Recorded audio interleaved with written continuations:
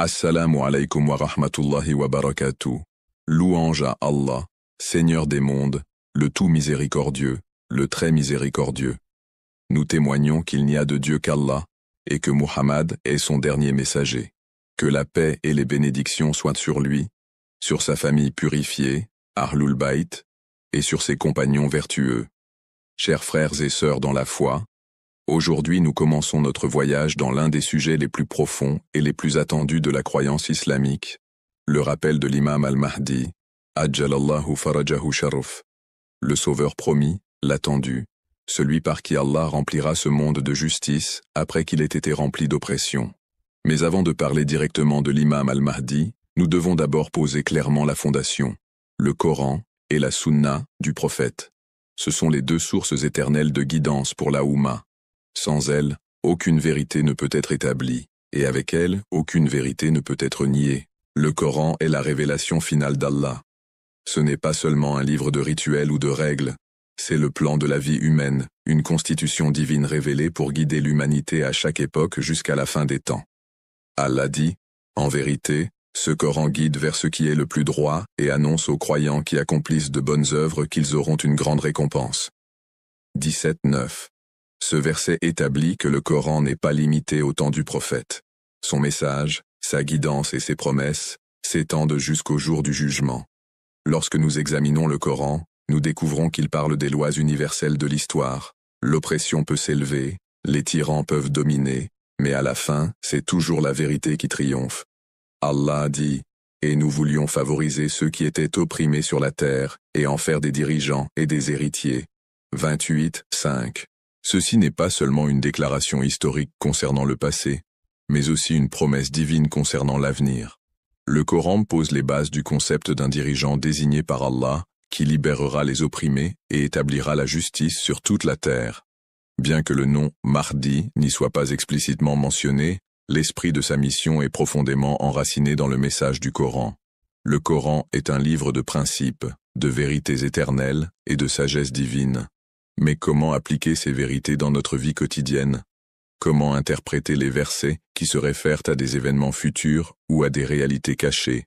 Pour cela, Allah nous a donné la Sunna, l'explication vivante du prophète Muhammad.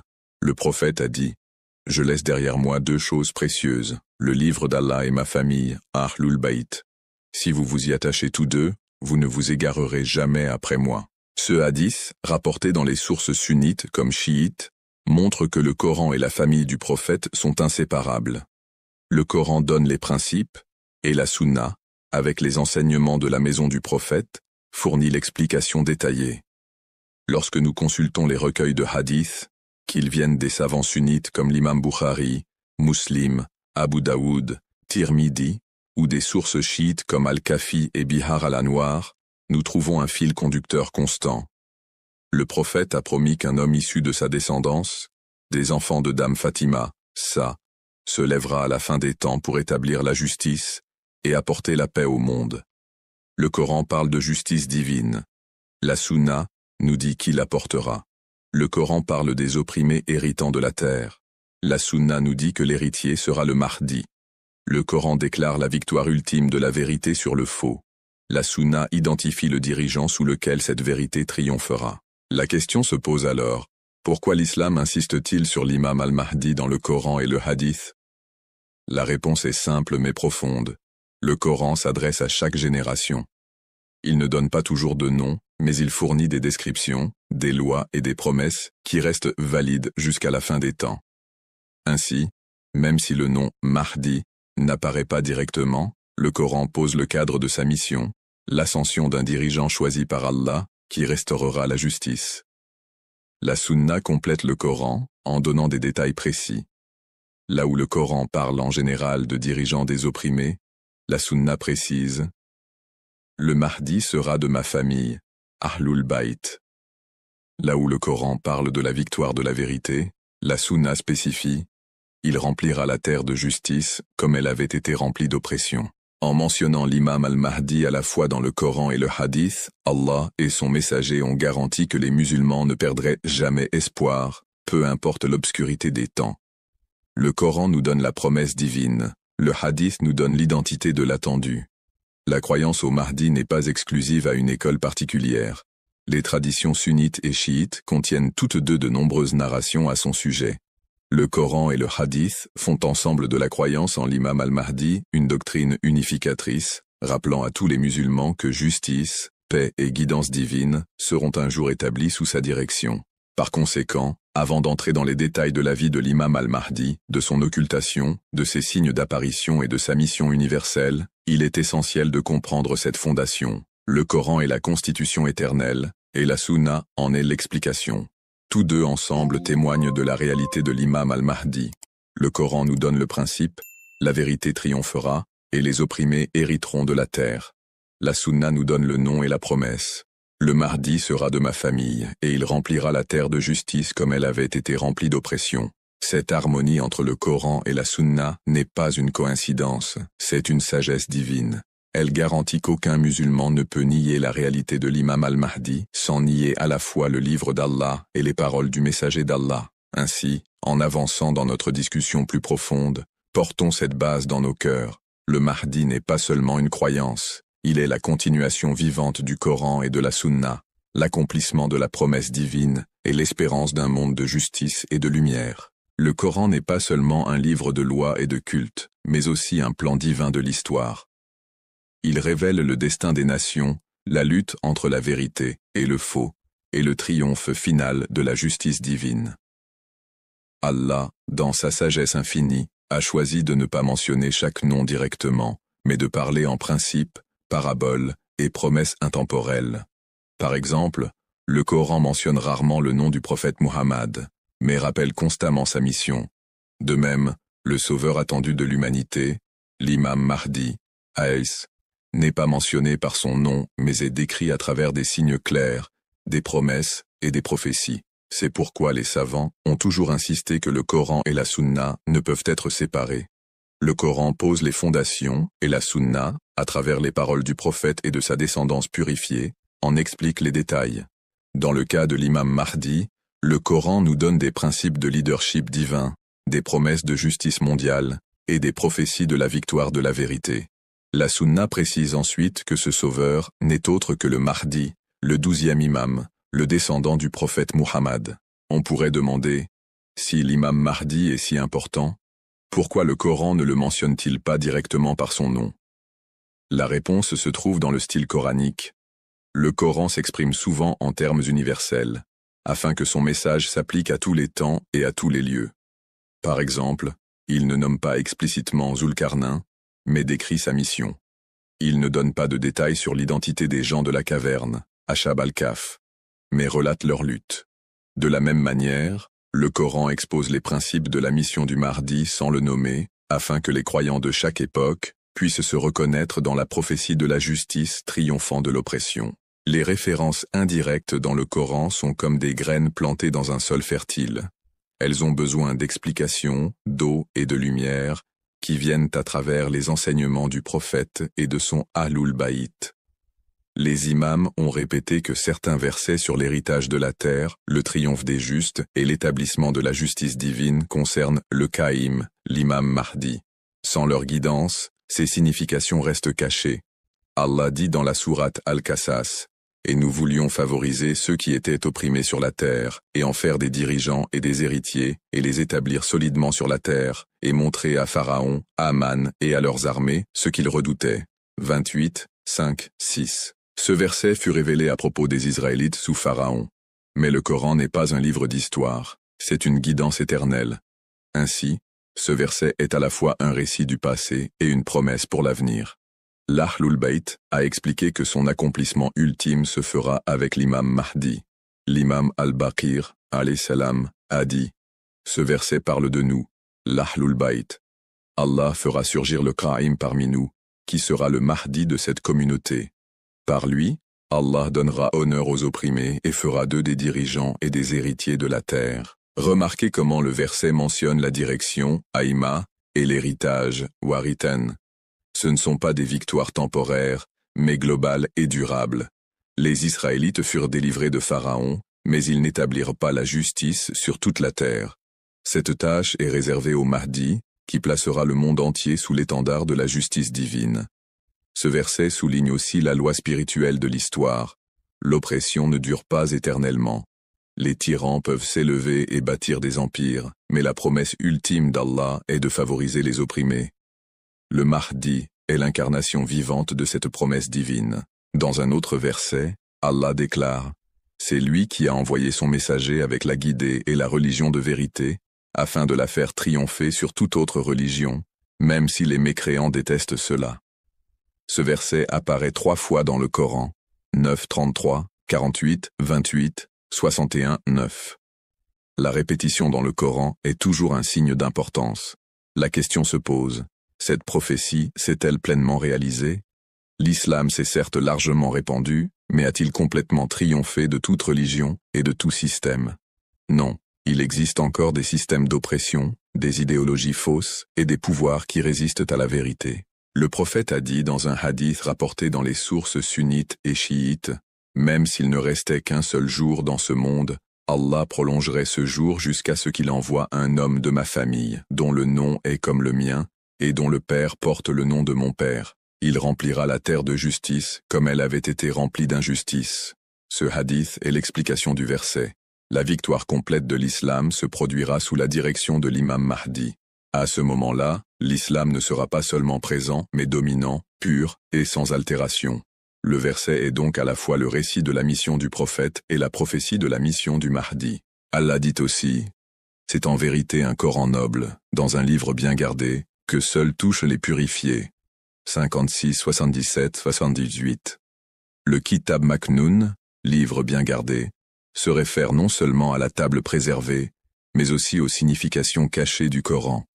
Le Coran a des sens apparents, zahir, et des sens intérieurs, batin. Les purifiés, selon la sourate Al-Ahzab, 33-33, sont l'Ahlul Bayt. Ainsi, ce n'est que par eux que les couches intérieures du Coran peuvent être comprises.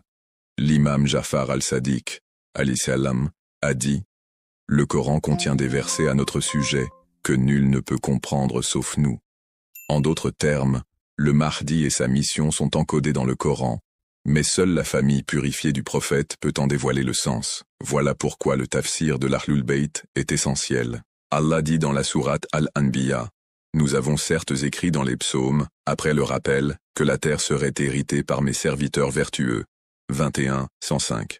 Ce verset est remarquable, car il ne parle pas seulement de récompense dans l'au-delà, mais de succession et d'héritage de la terre elle-même. L'injustice et la corruption peuvent dominer pendant des siècles, mais les véritables héritiers de ce monde ne sont pas les tyrans, mais les justes. Le Coran exprime ici une loi divine qui apparaît aussi dans les écritures antérieures. Les psaumes du prophète Daoud, alayhi salam, disent également que les doux et les justes hériteront de la terre. Cette continuité du message à travers les révélations confirme que la mission de l'imam Mahdi fait partie d'un plan divin englobant tous les prophètes. L'imam Muhammad al-Baqir a expliqué « Ils sont les compagnons du Mahdi à la fin des temps. » Cela montre que l'héritage de la terre promis dans le Coran n'est pas une métaphore vague, mais une prophétie annonçant le gouvernement mondial de justice dirigé par l'imam Mahdi. Remarquez que le verset utilise le pluriel « mes serviteurs vertueux » pour inclure non seulement l'imam, mais aussi ses partisans. Cela souligne que son avènement n'est pas une lutte individuelle, mais un mouvement collectif de la vérité contre le faux. Une promesse divine similaire apparaît dans la sourate An-Nur. Allah a promis à ceux d'entre vous qui croient et font de bonnes œuvres, qu'il leur donnera assurément la succession sur la terre, comme il l'a donné à ceux qui les ont précédés, qu'il affermira pour eux la religion qu'il a agréée pour eux, et qu'il remplacera leur crainte par la sécurité. Ils m'adoreront et ne m'associeront rien. 24, 55. Ce verset mentionne 3 promesses. La succession sur terre, l'établissement de la vraie religion et la disparition de la peur. L'histoire a vu des accomplissements partiels, mais l'accomplissement complet et universel attend l'imam Mahdi. Ce n'est qu'alors que le vrai monothéisme régnera sur chaque recoin du monde, et ce n'est qu'alors que les croyants vivront sans crainte. L'imam Ali ibn Moussa al-Rida, alayhi salam, a dit « Par Allah, cela sera accompli par le Mahdi parmi nous. » Un autre verset, qui fait allusion à l'imam Mahdi, se trouve dans la sourate Al-Tawbah et la sourate Al-Saf. C'est lui qui a envoyé son messager avec la guidée et la religion de vérité, afin de la faire prévaloir sur toute autre religion, même si les polythéistes détestent cela. 9.33, 61.9. Comme nous l'avons dit plus tôt, l'expansion de l'islam après le prophète fut vaste, mais elle n'a pas effacé l'oppression, le mensonge ou le polythéisme. Le verset parle d'une domination mondiale qui n'a pas encore été réalisée. L'imam al-Sadiq, alayhi a dit « Par Allah, cela ne se produira pas jusqu'à ce que le Kraïm se lève. Alors, il ne restera personne sur terre sans qu'il reconnaisse Muhammad comme le messager d'Allah. » Encore plus frappant est le verset de la sourate Al-Safat. En vérité, notre parole s'est déjà adressée à nos serviteurs, les messagers, qu'ils seraient secourus et que nos armées seraient victorieuses. 37, 171, 173. Ce verset établit que le soutien divin est garanti pour les messagers et leur cause. Pourtant, l'histoire montre que beaucoup de prophètes furent opposés, tués ou apparemment vaincus. Alors comment cette promesse s'accomplit-elle? Les Ahlul Bayt ont expliqué que la victoire ultime de tous les prophètes se manifestera à l'époque de l'imam Mahdi. Sous son règne, la mission d'Adam, Nuh, Ibrahim, Moussa, Issa et Muhammad, paix sur eux tous, atteindra son apogée. Ainsi, le Mahdi n'est pas seulement le sauveur des musulmans, mais l'accomplissement des prières de tous les prophètes. Allah dit aussi « Nous voulions favoriser ceux qui étaient opprimés sur la terre. » 28.5. C'est une loi universelle de l'histoire. Le Coran insiste sur le fait que l'oppression est temporaire et que la justice divine prévaudra. Mais quand? Bien que des exemples partiels aient eu lieu dans le passé, les Ahlul Bayt ont indiqué l'imam Mahdi comme celui qui accomplira véritablement cette loi à l'échelle mondiale. L'imam al-Sadiq, alayhi salam, a dit « Ce verset sera accompli dans le Qaïm et ses compagnons ». Une autre référence subtile apparaît dans la sourate Al-Baqarah, « Et nous fîmes d'eux des dirigeants guidants par notre commandement, et nous leur inspirâmes de bonnes actions, l'accomplissement de la prière et le don de la zakat, et ils furent nos adorateurs. » 21.73. Le leadership par commandement divin est un thème récurrent dans le Coran. Tout comme Allah a désigné des dirigeants dans le passé, il désignera aussi le Mahdi. Le leadership en islam n'est pas une question de vote majoritaire ou de pouvoir mondain, mais de désignation divine. Le Mahdi incarne ce principe, car sa direction est ordonnée par Allah et non fabriquée par l'homme. Le Coran fait aussi allusion au Mahdi lorsqu'il parle du triomphe de la vérité sur le mensonge. Bien au contraire, nous lançons la vérité contre le mensonge, et elle l'anéantit, et voici que le mensonge disparaît. 21-18. C'est l'essence de la mission du Mahdi. Alors que la vérité a toujours résisté au mensonge, le coup final attend l'insurrection du Mahdi. À ce moment-là, non seulement les oppresseurs individuels, mais aussi les systèmes mêmes d'injustice disparaîtront. Le langage du Coran sur l'héritage, la succession, la victoire et la promesse divine est trop cohérent pour être ignoré. À travers plusieurs sourates, le même schéma apparaît. Les opprimés gouverneront, les pieux hériteront, l'islam prévaudra, la vérité écrasera le mensonge. Ce ne sont pas des versets isolés, mais une vision unifiée qui pointe vers un sauveur promis. Le prophète et les Ahlul Bayt ont confirmé cette vision. Sans leurs explications, ces versets pourraient être vus comme vagues ou symboliques. Avec leur orientation, cependant, ils forment une prophétie cohérente de l'ascension du Mahdi. Cela démontre l'unité essentielle du Coran et de la Sunna. Le Coran donne des principes, la Sunna donne des noms et des détails. Le Coran lui-même décrit que toutes ces significations ne sont pas apparentes à tout le monde. Allah dit dans la sourate Al-Waqi'a, « En vérité, c'est un Coran noble, dans un livre bien gardé. Nul ne le touche sauf les purifiés. » 56, 77, 79. Ce verset est profond car il attire notre attention sur deux couches du Coran, l'une qui est récitée et comprise par les croyants ordinaires, et une autre cachée et protégée, accessible uniquement aux purifiés. Le prophète a précisé qui sont ces purifiés dans le verset de la purification, 33, 33. Les Ahlul Bayt. Ainsi, lorsque nous lisons le Coran, nous saisissons sa surface, mais les Ahlul Bayt en dévoilent les trésors cachés. Parmi ces significations cachées se trouvent les références à l'imam Mahdi. On demanda un jour à l'imam Jafar al-Sadiq, Aïssam, à ce sujet précis. Il expliqua Le Coran contient des expressions extérieures et des significations intérieures. Son extérieur est la guidance, et son intérieur est une connaissance profonde. Son extérieur est gracieux, et son intérieur est profond. Ses merveilles ne cessent jamais, et ses prodiges ne sont jamais épuisés. En lui se trouvent les références au passé, et les nouvelles de ce qui viendra à l'avenir, et le jugement de toutes vos disputes. Cela montre que le Coran n'est pas seulement un enregistrement historique, mais aussi une carte de l'avenir. L'avènement de l'imam Mahdi est l'une de ces réalités futures inscrites en lui. Le verset « En vérité, c'est un Coran noble, dans un livre bien gardé », se relie aussi directement au monde invisible. Tout comme le Coran a été révélé graduellement, son accomplissement ultime dans l'histoire se déroule aussi graduellement, jusqu'à sa complétion avec le Mahdi. En d'autres